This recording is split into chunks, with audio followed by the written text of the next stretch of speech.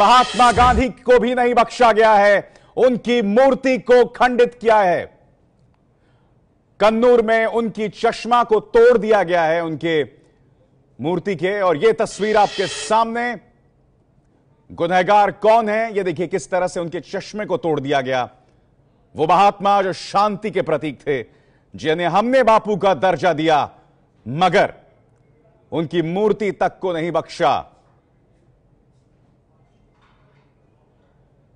वाकई अपने आप में यह शर्मनाक तस्वीर है कि महात्मा गांधी, जिन्होंने इस पूरे देश को एक मंच पर लाए, जिनकी सोच ने हमारे स्वतंत्रता आंदोलन को दिशा दी, आज कन्नूर में उन्हीं की मूर्ति को खंडित किया जाता है, उनके चश्मे को तोड़ दिया जाता है। यानी कि जो सिलसिला लेनिन की मूर्ति से शुरू हुआ, पेरियार की मूर्ति तक पहुंचा, उसके बाद बीजेपी के विचारक की मूर्ति तक पहुंचा कोलकाता में, और अब महात्मा गांधी तक को नहीं बख्शा जा रहा है। अहम सवाल, ये नफरतें कहां खत्म होंगी? पिंकी राजपुरोहित मेरे साथ टेलीफोन लाइन पर हैं। पिंकी, बताइए मुझे, क्या जानकारी मिल रही है? कौन जिम्मेदार है? कुछ गिरफ्तारियां हुई हैं? विशाल, बता दें आपको कि लेनिन से शुरू हुआ ये पूरा मामला पेरियार अंबेडकर से होता हुआ अब केरल में महात्मा गांधी की मूर्ति तक पहुंच गया है, जहां उनकी मूर्ति को जो है इस तरह से जो डैमेज करने की कोशिश की गई। साफ है कि किस तरह से जो है ये पूरी नफरत कहीं ना कहीं फैलाई जा रही है। हालांकि अब तक ये साफ नहीं हो पाया है कि इस पूरे मामले के पीछे आखिर कौन था और किसकी ये साजिश थी। पुलिस फिलहाल इसकी तलाश कर रही है कि आखिर कौन था इसके पीछे, लेकिन लगातार जिस तरह से ये मूर्ति राजनीति देखी जा रही है वो कई सवाल खड़े करती है। और ऐसे में अब कल हमने देखा था तमिलनाडु का, यूपी में भी हमने देखा था, और अब केरल में भी यही तस्वीर सामने आ रही है, जहां महात्मा गांधी की मूर्ति को इस तरह से डैमेज करने की कोशिश की गई है। बैक टू यू अभिसार।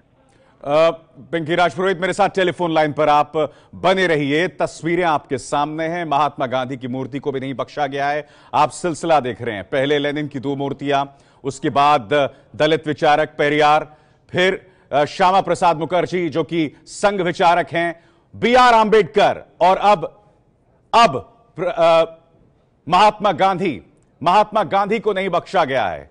देखिए, जो नफरतों का सिलसिला शुरू हुआ लेनिन से, वो अब देश के अलग अलग हिस्सों में दिखाई दे रहा है। आज शब्द नहीं है हमारे पास कि जो लोग इसके पीछे हैं वो आखिर इस नफरत को किस हद तक ले जाना चाहते हैं, किस हद तक ले जाना चाहते हैं। और हम आपको स्पष्ट कर दें, इस मामले को लेकर प्रधानमंत्री नरेंद्र मोदी ने भी इसे खासी गंभीरता से लिया था। यही वजह है कि उन्होंने गृह मंत्री राजनाथ सिंह से बात की थी।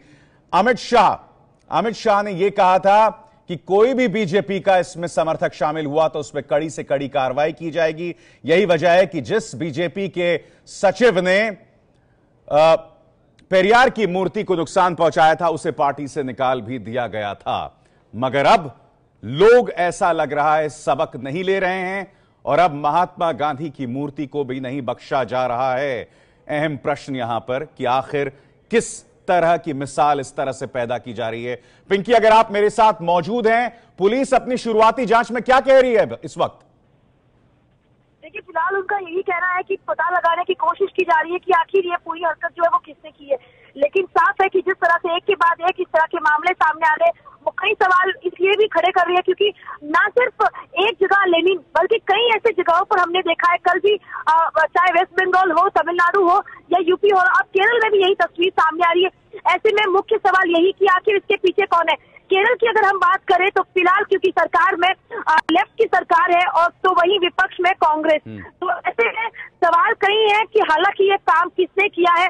वहाँ बीजेपी भी अपनी जमीन जो है वो मजबूत करने की कोशिश कर रही है, लेकिन हालांकि पुलिस अब तक ये स्पष्ट नहीं कर पाई है कि आखिर इसके पीछे कौन है। और जल्दी इस बारे में हम ये उम्मीद लगा सकते हैं कि जल्दी इस बारे में और जानकारी हमें मिले। बिल्कुल, तस्वीरें आपके सामने हैं और उस तस्वीर में अब बापू तक को नहीं बख्शा गया है, उनकी मूर्ति को खंडित किया गया है, उनके चश्मे को तोड़ दिया गया है और ऐसा लग रहा है मानो बाकायदा एक प्लान के तहत इस तरह की अराजकता पैदा करने की कोशिश की जा रही है। तस्वीर हम आपको दिखा रहे हैं किस तरह से उनके चश्मे को जो है तोड़ा गया, उनकी मूर्ति को खंडित किया गया। वो गांधी जिन्हें 1948 में गोडसे नाम के शख्स ने गोली से मार दिया था, उस गांधी को आज भी उस गांधी की सोच से आज भी लोग असुरक्षित हैं। उस गांधी की दिशा से जो गांधीगिरी नई सहस्राब्दी नए मिलेनियम में लोगों के लिए प्रेरणा साबित हुई, फिल्मों के जरिए, सोच के जरिए, किताबों के जरिए, उनसे आज भी कुछ लोग असुरक्षित हैं। कौन हैं ये लोग जो असुरक्षित हैं? सवाल ये